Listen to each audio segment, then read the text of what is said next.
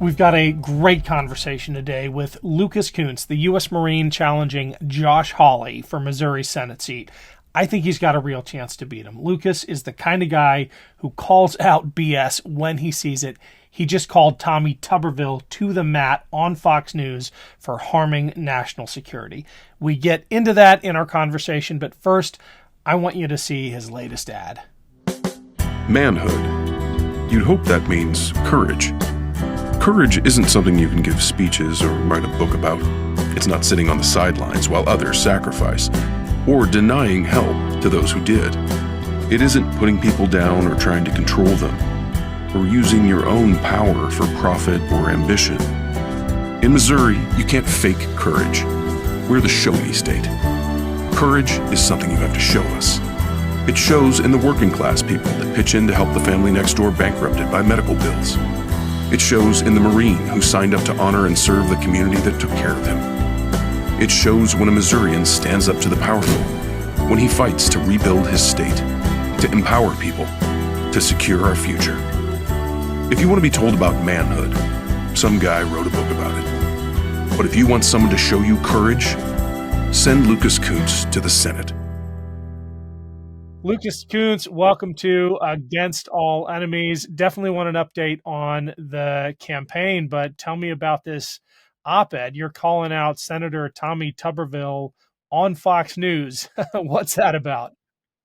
Yeah, well, it's about, going after a guy who's never served in the military, actually damaging us and our unit cohesion, our ability to accomplish the mission every single day, just, using us as political pawns. And so, I was a Marine for 13 years. I deployed to Iraq and Afghanistan. You were in the service as well. And it's just, it's incumbent upon people like us to speak up when we see folks damaging national security in the military, especially these people who claim to be America first. Yeah, Tommy Tuberville said, if memory serves, no one's more military than I am, I guess because his dad served. Tell us what he is doing in terms of affecting military readiness, in terms of making female service members second-class citizens. I mean, there's really no excuse for the hold he has put on these promotions, but what is his justification? Right. So what he's saying is that he doesn't want DOD to provide travel for women service members to go get abortions who are stationed in states where you don't have access to that health care. And so what he's done, though, is he's held up every single military general officer promotion across every single service, including the Marine Corps commandant. I'm a Marine. We don't have a commandant for the first time in over a century. And so what I don't think a lot of people realize, though, is just the impact that actually has on military missions. So we're like, I think it's about 300 officers right now who haven't been promoted. And those officers are taking over for people who retired. So we've lost 300 folks, and the people who are supposed to replace them aren't able to replace them. So what happens is the second in command has to try to do both the main job and the second in command job, and then that ripples all the way down the chain of command. And so when I was in the military, I actually personally saw this not in a military context, but I was doing arms control negotiations with the Organization for Security and Cooperation in Europe. And so it's an organization in Europe that's job is to prevent conventional warfare from happening in Europe, which obviously we've seen happen, right? And this was during Russia's buildup. It was when they were modernizing their military, when it was when they were rehearsing to invade Ukraine again. And, we were there for 3 years. We didn't have an ambassador because one wasn't ever appointed. And the entire time we were trying to get our allies to take hard positions on Russia and Russia to step back from some of the things they were doing. A lot of people didn't take us seriously because we didn't have an ambassador. We didn't ever bother to put someone into that position. And all of us who were below that, we were perfectly capable of doing the job, but we were all getting stretched thin, and we were at a much lower rank than the folks that other people were bringing. And it hurts our national security. And right now you're going to see that all over places like the Pacific, where you don't have general officers doing these jobs, and people are going to wonder, is America really serious about China and our allies, partners, and people who we're trying to convince are going to be in a position where, like, well, I just don't know, because they don't seem to care enough to send a general officer when China's sending a general officer. And all of this is because of the performative politics of one senator. This isn't like some caucus. It's a lone senator putting on a show for the most reactionary elements of his base, right? Yeah, it's crazy. It's gross. And again, like I don't think he understands the impact that it's going to have on national security. But the worst part is that I don't think he cares either. I mean, this isn't that hard to figure out. There's a lot of people in the military, and everybody who's there is telling him.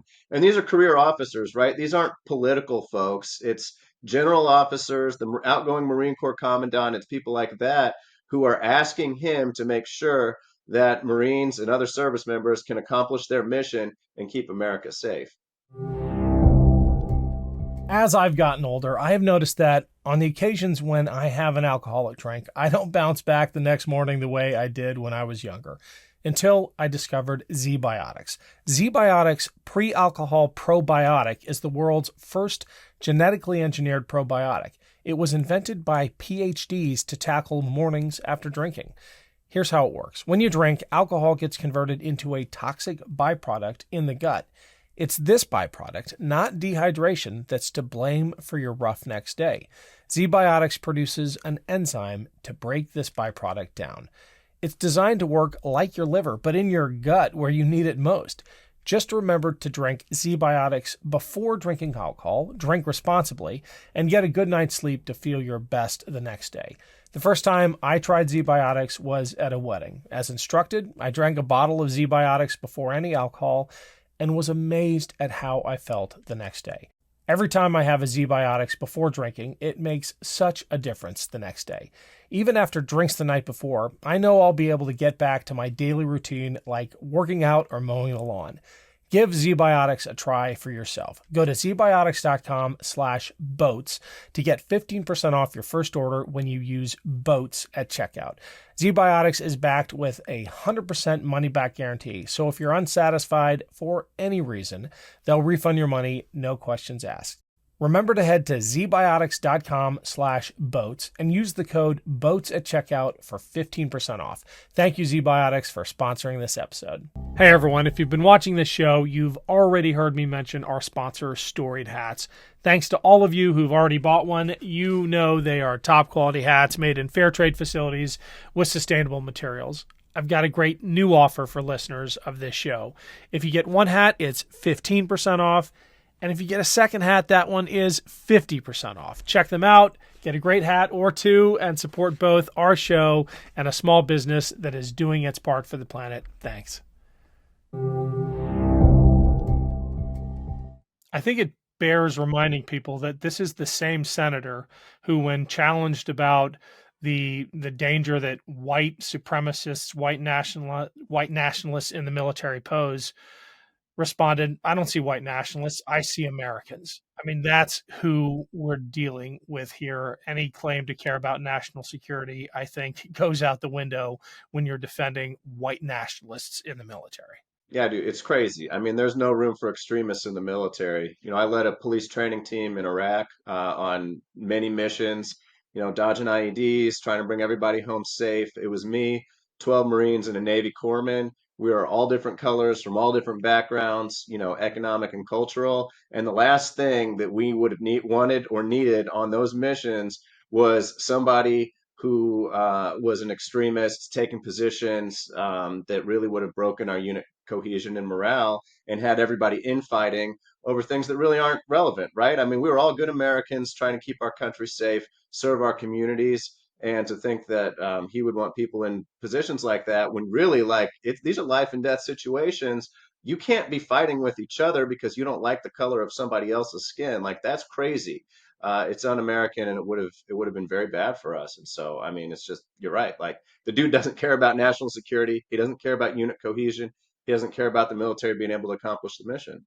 Well, he might be in the find out stage of messing with national security. I'm going to try to keep the explicit rating off of this one, because Alabama, which was supposed to get Space Command after a 11th hour Trump decision, that was just reversed, and Colorado's going to keep it. We had Jason Crow on, the rep from Colorado, talking about it, and a large part of that decision is the fact that women service members in Alabama and civilian contractors, women in Alabama, period, are second class citizens because of the attitude towards women's health care and the grandstanding of people like Tommy Tuberville. Alabamans, they deserve someone who's going to take care of them, take care of the state. They don't have that, right? They got a guy who doesn't care about them, just cares about his own grandstanding. And sometimes you get what's coming to you, and that's what happened with Tommy Tuberville. And it's real sad that normal, everyday Americans who live in that state have to be the collateral damage for his grandstanding. Why Fox News? Why did you make the case in Fox News that Tommy Tuberville is in fact a threat to national security? Because I want to put it right in their faces, right? Like I want them to see that. It's him, it's Josh Hawley. The funny thing is, so the guy I'm running against, Josh Hawley, he got pulled off the Senate Armed Services Committee for pulling these exact same stunts on political appointees. And so, Tommy Tuberville learned from him. And, unfortunately, I guess for Mitch McConnell, the guy who replaced Josh Hawley on there was this Yahoo. And now he's in the same situation, but worse. And so, for me, I want to remind them and people who might be supporting them every single day that these guys are frauds and that they're cowards and they don't care about America. They only care about power for themselves. I mean, that's Tommy Tuberville and that's Josh Hawley in a nutshell. And I can't speak for the people of Alabama because I don't know the state, but here in Missouri, people are tired of cowards and frauds representing them, and it's a good opportunity to just remind everybody that's what they got, and we got an opportunity to change that in 2024. Well, I feel like I can speak for the people of Alabama. I'm not unfairly picking on them because that's where I spent my formative years, graduated from high school in Alabama, and it Oh, all is right, a man. I didn't know that. constant it is a constant source of embarrassment. But there are good people in Alabama, as in Missouri, as in every corner of this country, fighting back, trying to achieve some progress, some sense of equity and equality. So yeah, I want the update on Missouri and your Senate race because you've got Tuberville has some close competition in the person of Josh Hawley for the most destructive senator when it comes to national security. Well, it's sad, but it's also, from my point of view, it's very interesting because it gives us a real opportunity that might not exist otherwise. I mean, recent poll came out and showed Josh Hawley is the least popular Republican senator who's up for election this cycle. So he's got the lowest approval rating, lower than Ted Cruz, lower than Rick Scott, lower than all of them. And so he's a guy who like you can just tell that he's super lame, right? Like you don't really like this guy, and he does just weird, creepy things. I mean, he writes a book about manhood, telling everybody, and calls it manhood, and explains to everyone that the best way to be a man is to be exactly like him. The guy who incites a riot and then runs away from the very people he was inciting. And so it's just, it's a real opportunity here where people are looking to take back power for themselves. Like they're tired of the Hollies and the Tubervilles taking power away from them, trying to control them in the bedroom, control them in the workplace, control them in the doctor's office. Here in Missouri, we've passed a bunch of ballot measures on statewide initiatives overturning that type of control. We overthrew the anti-union right to work 68% to 32%. We expanded Medicaid. We passed recreational marijuana, all these things against Josh Hawley. So it's really exciting for me to be on the front edge as a candidate, sort of leading that charge to win a seat against a guy who does things that nobody here wants. Give us a sense of the depth of Hawley's hypocrisy. It goes far beyond fist pumping insurrectionists and then hightailing it as soon as he felt the heat. I mean, this guy was born into privilege. He is son of a bank president, private school on the East Coast and in Europe, Yale Law School. He runs around saying he's the man for working people, but again, he doesn't want working people to be able to unionize. He thinks that right to work is the right way to go. When he was the attorney general, he helped with a lawsuit to make sure that anybody didn't get overtime pay. Like it's absolutely bananas. The guy really, he just takes money from the wrong people, makes decisions that work for them, and just helps gut our communities for parts and leave everyday Missourians behind. But the fun thing about him is that as much as he tries, like he doesn't carry it very well, right? Like he comes across as a faker, which is why his approval rating's so so low, and it's also a good opportunity for us because we're able to get people in Missouri to rally around us. One of the things that I'm doing is I don't take money from corporate PACs, no big fossil fuel executives, no big pharma executives. We got a pretty long list, and we've still raised $2.5 million.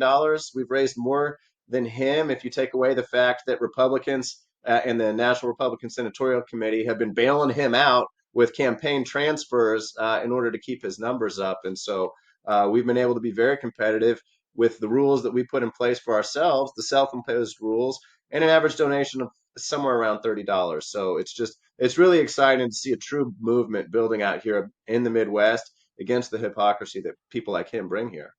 You got any viral campaign videos coming out?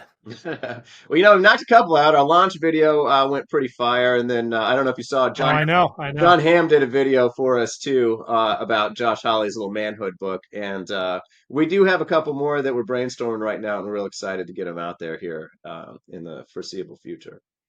Cool. We'll put Ham's video at the top of this episode. Thank you so much, Lucas, for coming on. Get back on the road. Awesome. Thanks for having me, Ken. I appreciate you as always.